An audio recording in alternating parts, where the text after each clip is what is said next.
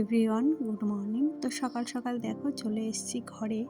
আর আজকে একদম ভোরবেলা থেকে ভিডিওটা স্টার্ট করছি। এখন বাজে ওই 5:45। তো এখন আমি উঠে পড়েছি, মানে একটু আগেই উঠেছি, কিছুটা কাজ কমপ্লিট করে ঘরে এসে এই ঘরটা মুছে নিচ্ছে। আমি প্রতিদিন সকালবেলায় ঘর দুটো মুছে নিই, মানে তাহলে কি আমার বেলায় আর অসুবিধা হয় না। তো দুটো ঘর আমি মুছেছি, তোমাদের আর সাথে অন্য একটা ঘর শেয়ার করিনি। আর এখন আমার হাজব্যান্ড আর আমার মেয়ে শুয়ে রয়েছে।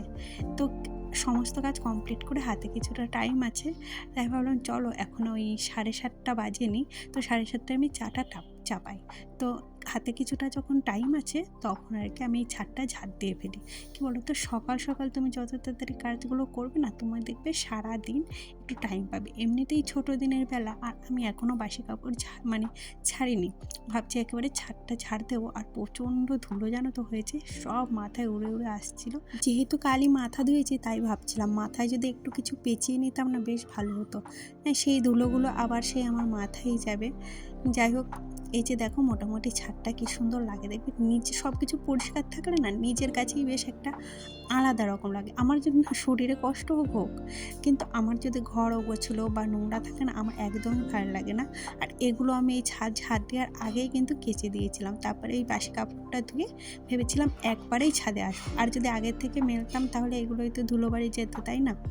তো তার জন্য আর সকালবেলা প্রতিদিনই আমি কেচে ফেলি এইভাবে আর কি, তাহলে দিনে অনেকটা টাইম পাই। তারপরে এই যে তোমাদের আমি দেখাতে পারছি না, আমার হাজব্যান্ড এটা মানে দিয়েছিল 1-1.5 বছর আগে। তো এটা আমি খুব একটা পরি না, আর নিচে এসে হঠাৎ কি মনে হলো, ভাবলাম পরি। কিন্তু এটা কি বলতো, এটা না আমি পরে বাইরে বেরোতে পারবো না।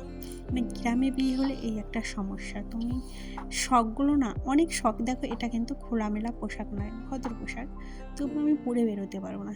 5টা কথা বলবে, আর সেটা আমার ভালো লাগে না যে আমার সম্পর্কে কেউ কিছু বলুক। আর আমাদের একদম পাড়াকা বাড়ি, যে আমি ঘর থেকে বেরোবো না, উঠোনে তো আমাকে যেতেই হবে। তো আমি একটু ঘরে বসে ভাবলাম রান্না বাড়া করি, তারপরে যখন বাইরে যাব তার আগে খুলে দেবো। যদিও আমাদের বাড়ির লোক কেউ কিছু বলে না, কিন্তু আমার হাজব্যান্ড চায় না যে আমাকে নিয়ে 5 জনা 5 রকম কথা বলুক, সেটা আমারও শুনতে ভালো লাগে না। কি বলো তো, মাঝে মাঝে মানে ভাবি হয়তো মানে টাউনে বিয়ে হলে না এই সমস্যাটার সম্মুখীন হতাম না, মানে যা খুশি পড়তাম, কেউ কিছু বলতো না। কিন্তু এই যে গ্রামের বিয়ে হওয়ার এই একটা সমস্যা, তুমি মানে চাইলেও সব কিছু করতে পারবে না।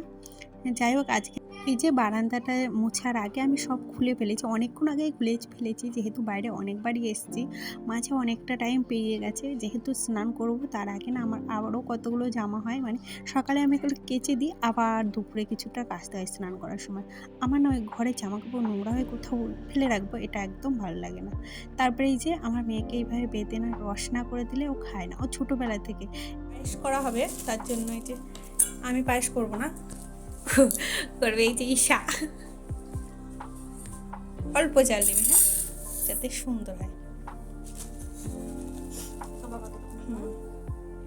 ব্যাস, থাক। আর আজকে আমি আমার চায়ের মেয়েকে পায়েসটা করতে বলেছিলাম, বললাম তুই কর।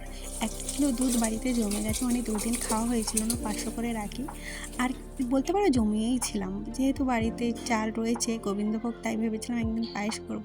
আমার মেয়ে হাজব্যান্ড সবাই ভালো খায়, তো আমাদের বাড়ির সবাই ভালো খায়, মেয়ে হাজব্যান্ড বলতে কি চায়ের মেয়ে আমার ননদ সবাই ভালো খায়।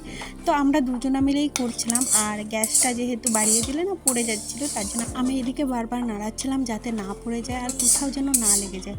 পায়েস লেগে গেলে না ভালো লাগে না। আর আমরা একটু হালকা মিষ্টি খাই, আর ও দেখলাম কাজু বাদাম কিশমিশ ভেজে দিল, ও কিন্তু ফার্স্ট টাইম করলো। তো তারপরে আমুল দুধ দিয়ে দিল লাস্টে, যার জন্য গন্ধটা না দারুণ হয় আর কি। যাই হোক, কমপ্লিট ভিডিওটা শেষ করলাম। এই যে পায়েসটা শেষ করে একটু শুয়েছি, এখন মোটামুটি বিকালই হয়ে গেছে, তাও এখনই মানে শেষ করলাম। তো ভিডিওটি কোথাও যদি কারো একটু ভালো লেগে থাকে, প্লিজ লাইক কমেন্ট সাবস্ক্রাইব করে পাশে থেকো, কারণ তোমাদের হেল্প আমার ভীষণ প্রয়োজন। আর যারা যারা কন্টিনিউ ভিডিওটা দেখলে তাদের অনেক অনেক ধন্যবাদ। তো আজকের মতো টাটা, দেখা হবে আবার একটা নতুন ভিডিওতে। বুঝতে পারছো শুয়ে শুয়ে শেষ করলাম ভিডিওটা।